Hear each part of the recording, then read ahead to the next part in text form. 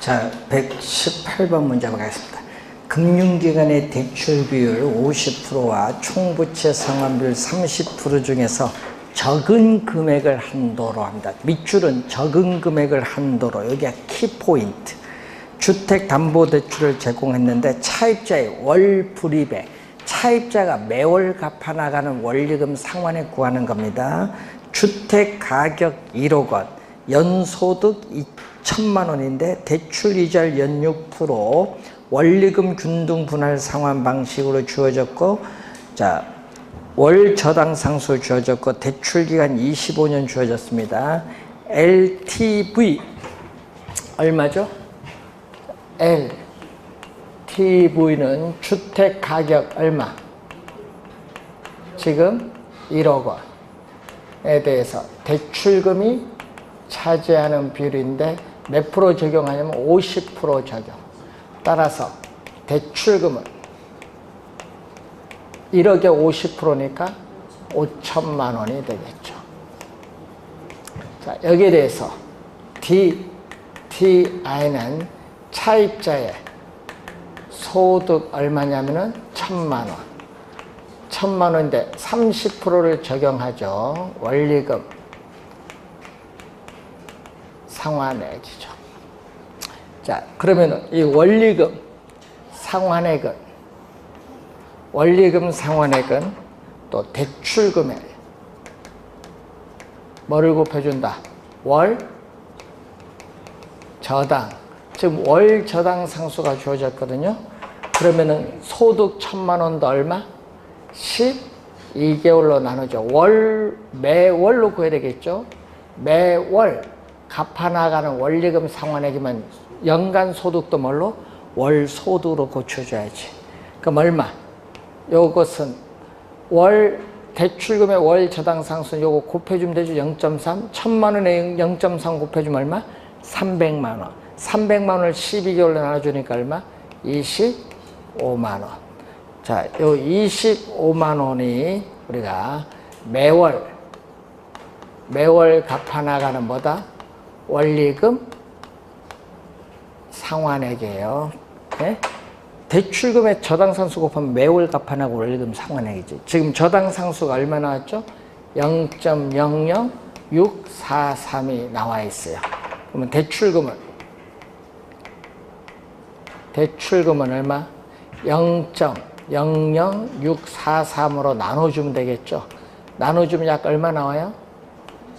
약 3,800만 원 정도 나오는데, 그럼 어디가 적어요? 적은 걸 기준이니까 요걸 기준 대출해줘란 얘기예요. 그러니까 월 얼마? 차입자가 매월 갚아나가는 원리금 상환액 얼마? 25만 원. 정답. 자, 119번 문제로 갑니다. 부동산 투자와 관련된 다음의 설명 중 틀린 것.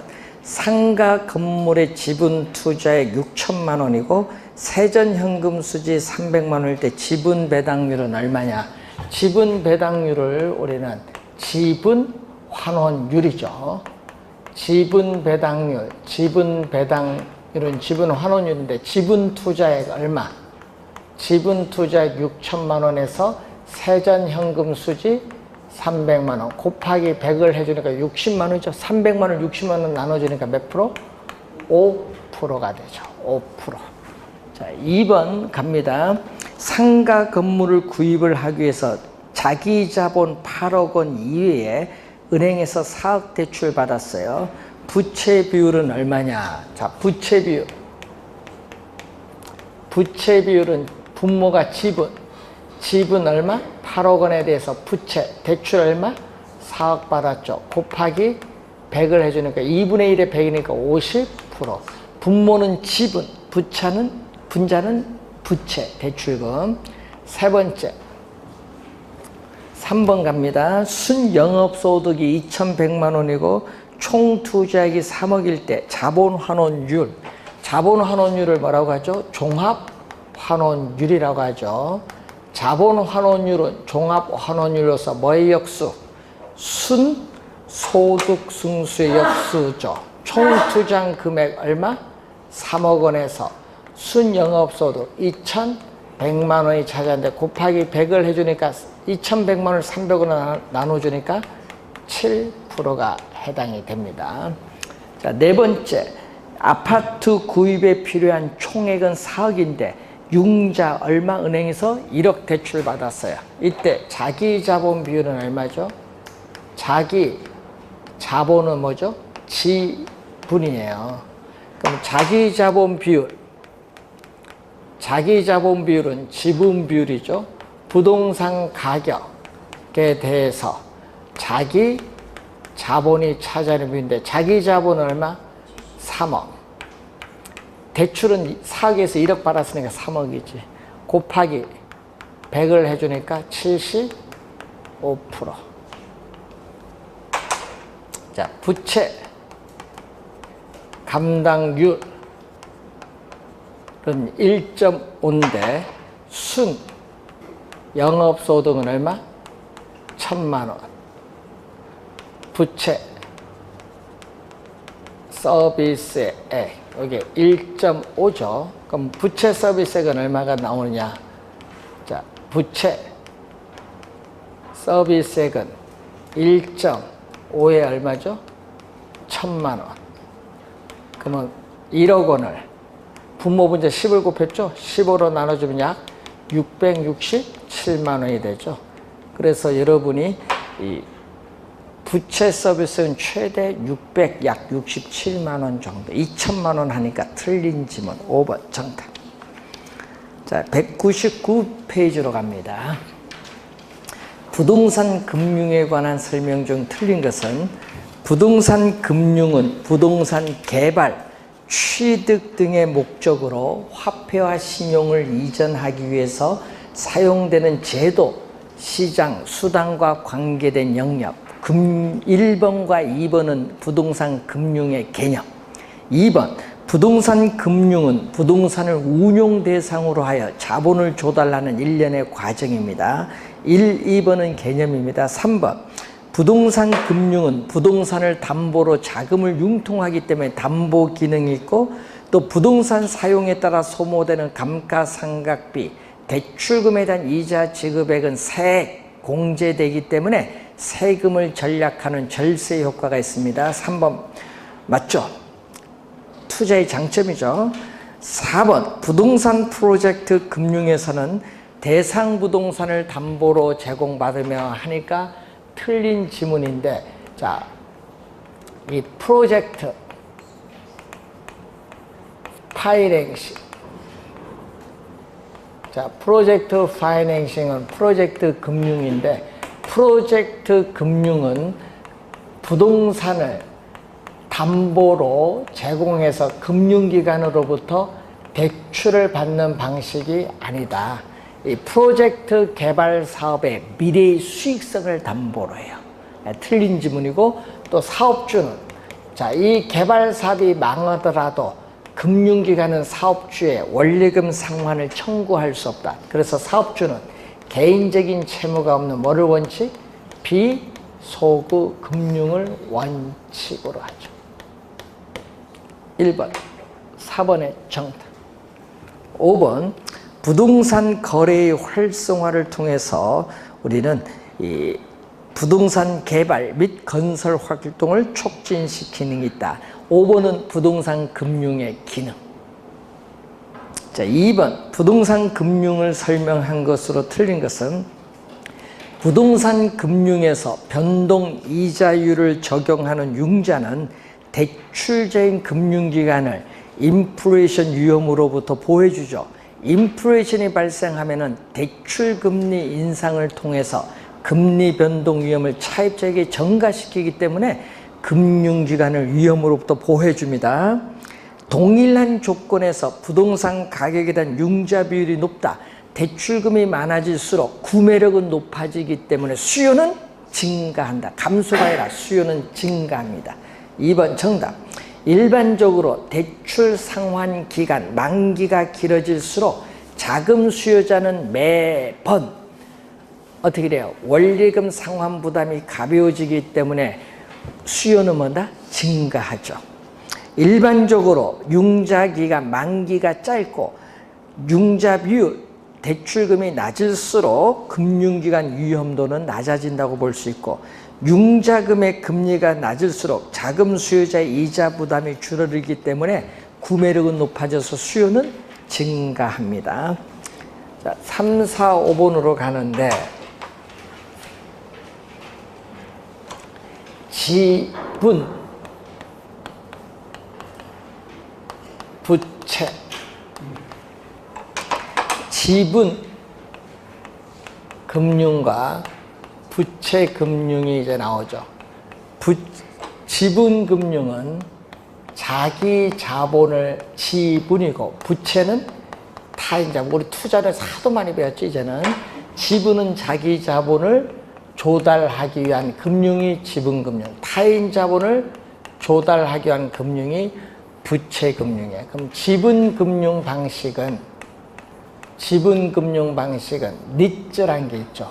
니츠는 부동산 투자 회사에 관한 법률에 의한 부동산 투자 회사인데, 이 주식 회사입니다. 그래서 우리는 주식 회사가 주식을 발행함으로써 자기 자본을 조달해요.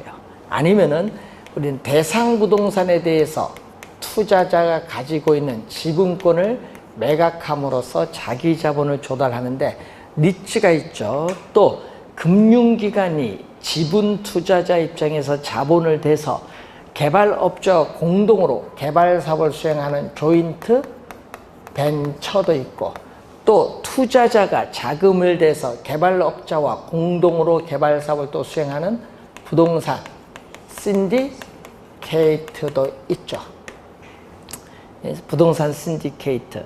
요 두 개는 작년, 요건 26회 출제했었죠. 또 자본시장과 금융투자에 관한 법률에 의한 부동산 집합 투자기구를 또 만들죠. 부동산 펀드를 또 결성을 해서 투자를 할 수 있는, 이것은 지분금융 방식이에요. 자, 그리고 부채금융. 그래서 4번 문제 정답은 3번이 정답. 부동산 투자 신탁은 니츠입니다. 부동산 투자 신탁은 니츠. 자, 타인 자본을 조달할 때는 뭐죠? 우리는 사채.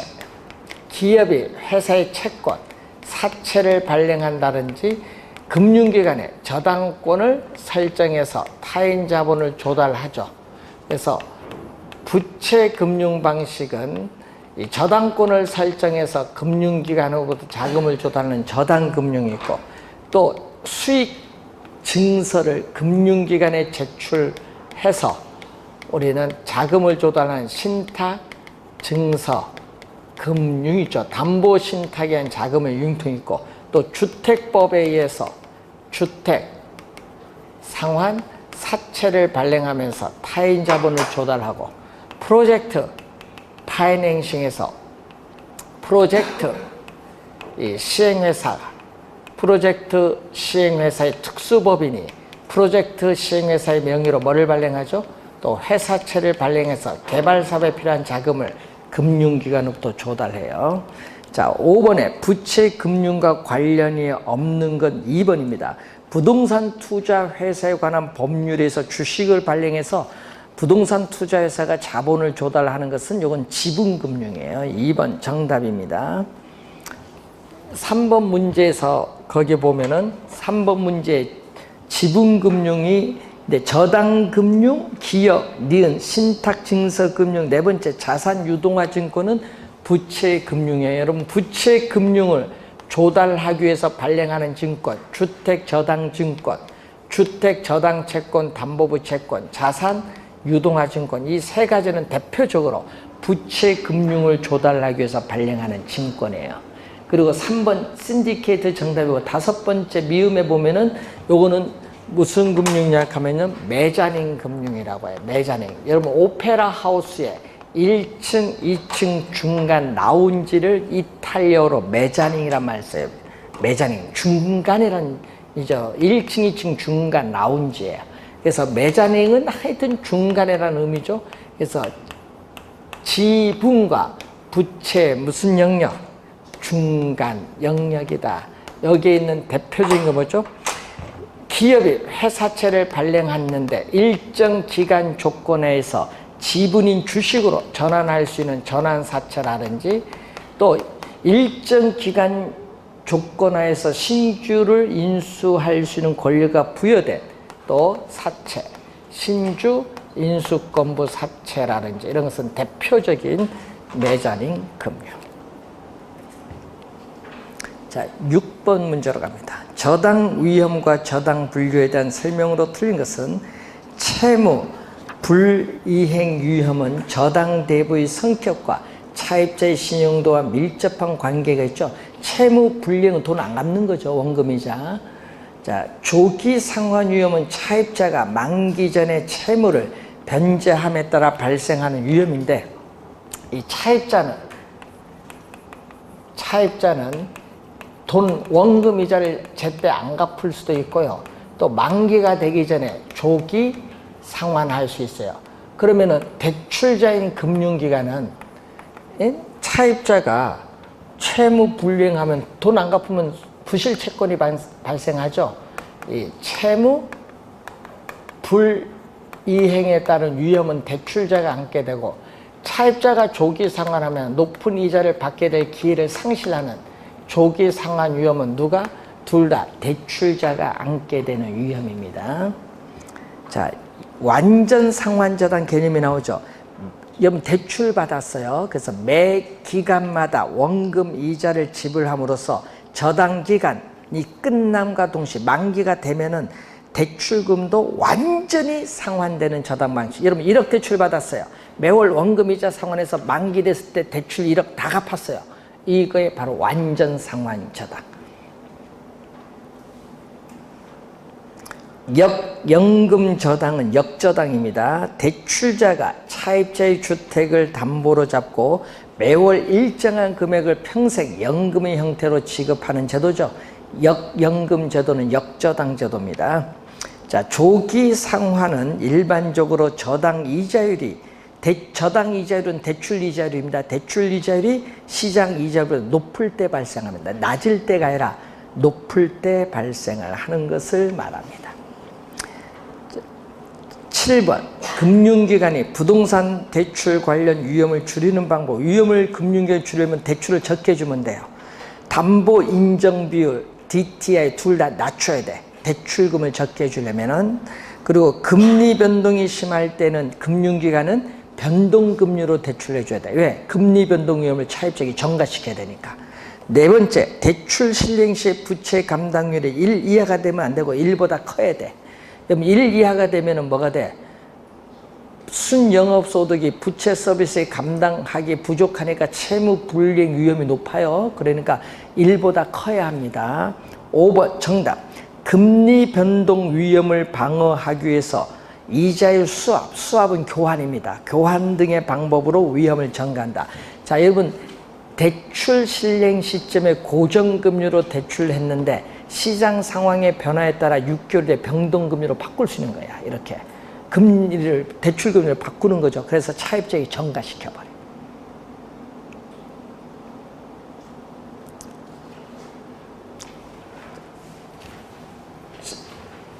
(10번) 문제로 갑니다. 다음은 시중은행의 주택담보대출과 한국주택금융공사 모기지론의 대출 조건이다.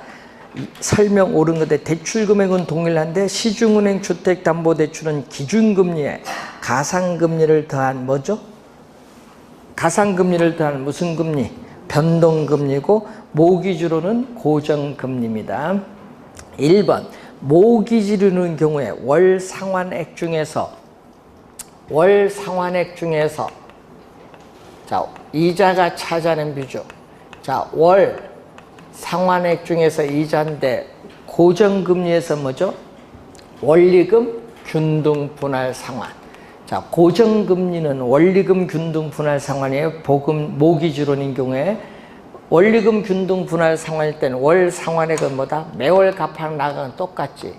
이자는 기간이 경과할수록 점점 줄어들죠.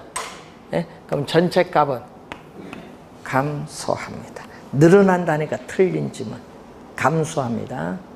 자, 2번 인플레이션이 지속이 될 경우에는 시중은행 주택담보대출이 원금 상환부담이나 모기지론 원리금 상환부담 점차 감소하죠. 그럼 차입자 입장에서는 돈의 가치가 떨어지니까 유리해요. 인플레이션이 발생하면 화폐 가치가 하락하면 차입자는 무조건 유리해. 차입자는 무조건 유리해. 그래서 어떻게 돼요? 2번 감소합니다. 3번 장기간 금리가 지속적으로 상승하리라 예상이 된다. 좀 상승할 것이라 예상되면요, 모기지론 대출 받는 게 유리해요? 뭐가 유리해요? 모기지론 고정금리로 받는 게 유리하죠. 변동금리로 받으면요, 금융기관은 금리 인상을 통해서 차입자에게 전가하니까 차입자는 불리해요. 이때는 금리가 계속 오른다 하면은 고정금리로 받는 게 유리합니다. 3번 정답. 다른 대출 조건이 같다면 대출 후 첫 번째 달에 차입자가 지불하는 이자 지급액은 시중은행 대출이 모기지론보다 더 높다. 시중은행은 변동금리죠. 변동금리가 모기지론보다 더 높다 하면 안 되죠. 일반적으로 낮다. 변동금리 대출이 일반적으로 낮아요. 고정금리보다. 자, 대출. 자, 대출 실행 시점의 초기 이자율을 보면은 대출 실행 시점은 뭐가? 고정 금리 대출이 뭐보다? 변동 금리 대출보다 뭐다? 높아요. 변동금리 대출 낮아요, 일반적으로. 자, 5번 대출자 동그라미. 대출자의 금리 변동 위험은 시중은행 대출이 모기지론보다 더 높다. 모기지론보다 더 낮은 편. 왜? 금리 변동 위험을 차입자에게 전가시킬 수 있잖아요. 그럼 금융기관 입장에서 낮은지. 금융기관 입장에서 뭐다? 낮은 편. 왜? 금리 변동 위험을 차입자에게 뭐한다? 전가시킬 수 있기 때문에.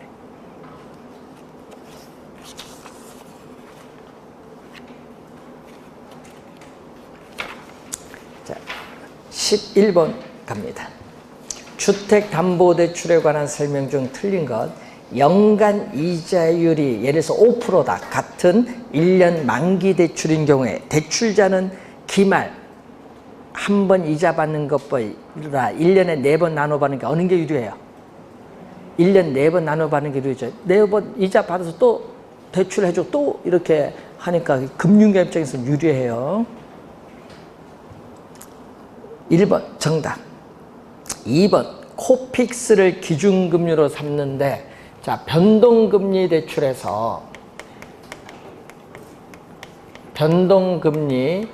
대출에서 대출 금리는 기준 금리에 뭐를 더해줬죠? 가산 금리를 더해줬는데, 이때 이 기준 금리는 두 가지가 있죠. 양도성 예금 증서 금리는 이자율 조정 주기가 3개월, 그리고 코픽스 2012년 말에 도입됐죠. 조정 주기 6개월, 1년 있습니다. 자, 이때 이 은행이 외부로부터 자금을 조달하는 비용을 가중치로 평균한 이 자금 조달 비용 지수가 바로 뭐죠? 코픽스예요. 자, 그래서 코픽스는 변동금리 대출입니다. 자, 3번 CD 영동주택담보대출은 이자 기준금리 뭐예요? CD 금리의 가산금리를 합하여 결정된 남았죠. 변동금리 주택담보대출 이자율의 조정주기가 짧을수록, 자, 여러분 이자율 조정주기가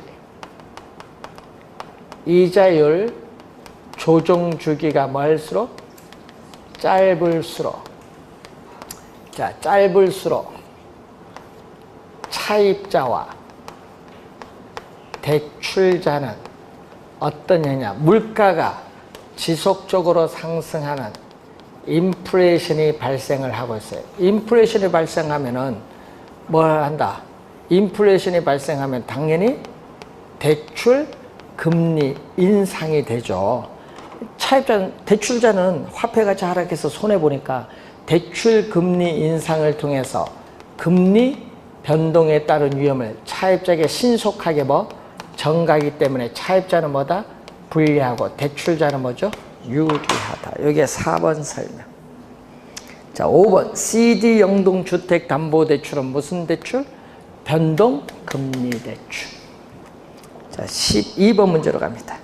주택담보대출에 관한 설명으로 옳은 것은 자, CD 금리가 상승하면 자, 여러분 CD 금리, 코픽스가 상승하면 기준금리가 상승해서 대출금리가 상승하고 CD 금리가 하락하고 코픽스가 하락하면 기준금리가 하락해서 대출금리가 하락을 합니다. 여러분 대출 중간에 시장 상황의 변화에 따라서 기준금리가 변해서 대출금리가 변동하고 이 가상금리는 마진이에요. 위험, 가중금리인데 이것은 뭐에 영향받죠? 차입자의 뭐와 신용도와 관련이 있는데 이것은 대출 중간에 여러분 대출 받는 시점에 가상금리를 대서 대출금리를 결정할 뿐이지 대출 중간에는 변동하지 않는다. 대출 중간에 변화하는 건 뭐죠? 기준금리. 자, 2번 대출 시점에 고정금리 주택담보대출 금리가 변동금리보다 높죠? 2번 정답. 3번 주택담보대출 금리가 하락하면은 이자 부담이 낮아지기 때문에 정상적인 주택의 수요는 증가합니다. 대출금리가 고정금리다. 자, 여러분 대출금리가 고정금리다. 자, 대출금리가 고정금리일 때 예상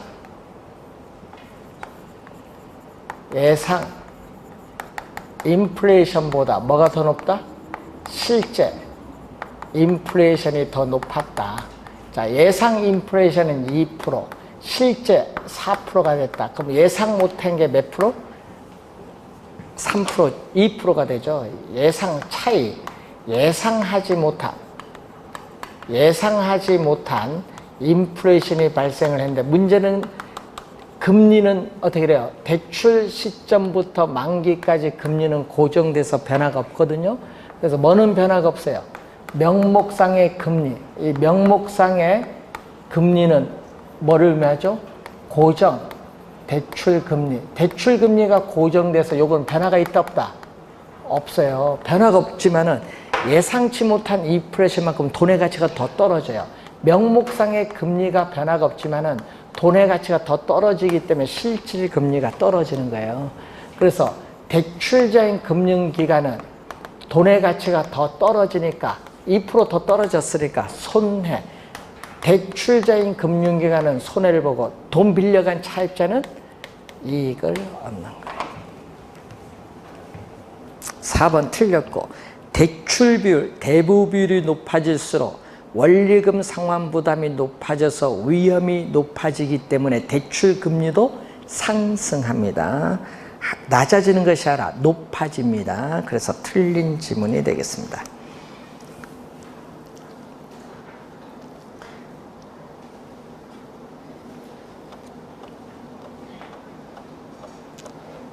(17번) 문제로 갑니다. 207페이지. 부동산 금융에 관한 설명으로 틀린 것은 한국주택금융공사는 주택저당 채권을 기출해서 주택저당증권 MBS를 발행해서 자금을 조달합니다. 시장 이자율이 대출 약정 이자율보다 높아지면 밑줄.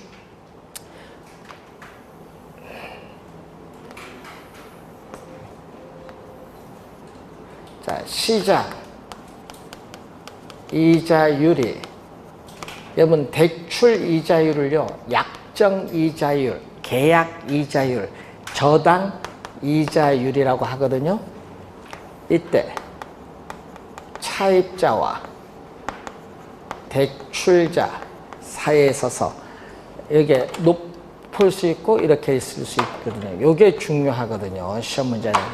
이렇게 되면 차입자는 높은 대출 금리로 갚는 거 손해고 대출자는 이익인데 이때는 시장 금리 하락에 따르는 금리 변동 위험은 차입자가 부담을 해요. 그래서 이때는 차입자가 손해를 보니까 차입자는 만기가 되기 전에 뭐 한다? 조기 상환을 하는데, 조기 상환을 할 때는 싼 대출금리로 빌려요. 다시 재금융, 요걸 요즘 금융기관은 대환대출이라는 용어를 많이 사용하는데, 대환대출, 재금융을 통해서 뭐를 해버려요?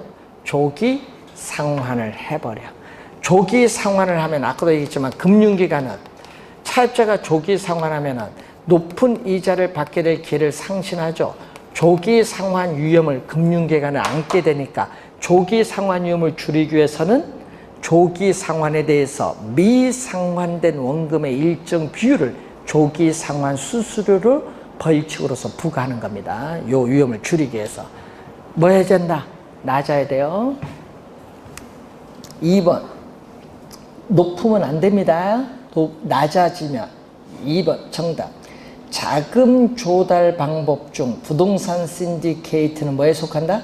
지분금융에 속하고, 부동산 금융의 4번은 개념. 프로젝트 금융은 아까 뭐라고 했어요?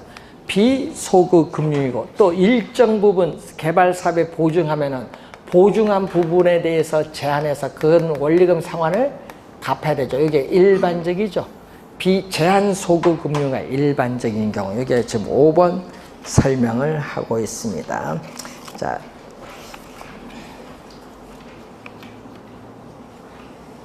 자 17번 문제까지 풀었고요. 우리가 이제 시험 문제 이제 나올 때 요걸 좀 잘 봐야 되는데, 대출을 받을 때 변동금리로 받을 거냐, 고정금리로 받을 거냐, 요거 시험 지문에 잘 내고, 특히 여기서 잘 내죠. 좀 주의를 해 두시고, 그 대출 받으면 돈 갚아야 돼요. 이 대출 상환 방식의 원리금 균등, 원금 균등, 점증 상환 대출, 여기서 출제를 합니다. 계산 문제 나올 수도 있고 이론 나올 수도 있는데, 요즘 계속 2문제 출제하고 있죠. 그리고 이제 다음 시간에 배울 때 PF, 니츠, 그리고 저당의 유동화에 관련된 사항에서 출제를 하는데, 이 부분을 하고 부동산 개발로 들어가도록 하겠습니다. 자, 여러분 267페이지까지 풀어오시면 되겠습니다. 자, 오늘 수고하셨습니다.